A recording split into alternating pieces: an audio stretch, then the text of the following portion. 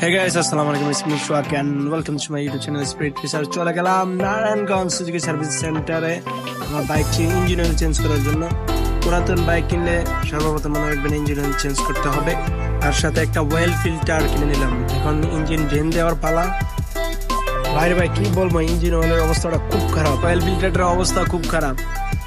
যাই হোক, আরেকটা ইনফরমেশন আপনাদেরকে দিতে চাই, যারা জানেন না যাদের বাইকের ইঞ্জিন অয়েল গ্রেড কত তাদেরকে বলি, বাইকের সাথে ইউজার ম্যানুয়াল বুক আছে ইঞ্জিন অয়েলের গ্রেড কত। আমার জিক্সার বাইকটির ইঞ্জিন অয়েল গ্রেড হলো 10W40।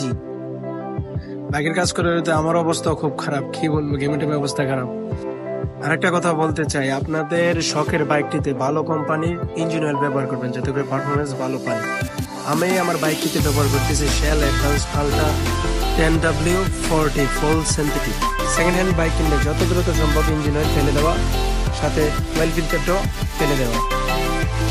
আমার অয়েল ফিল্টার লাগানোর কাজ শেষ, এখন পালা ইঞ্জিন অয়েল ঢালা।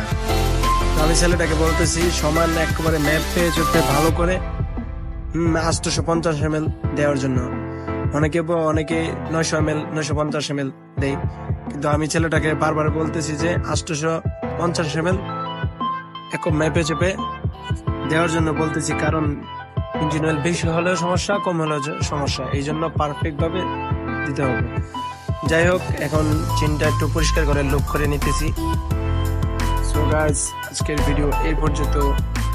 ভিডিওটি ভালো লাগলে সাবস্ক্রাইব করে পাশে রাখা বেল আইকনটি বাজিয়ে দিন।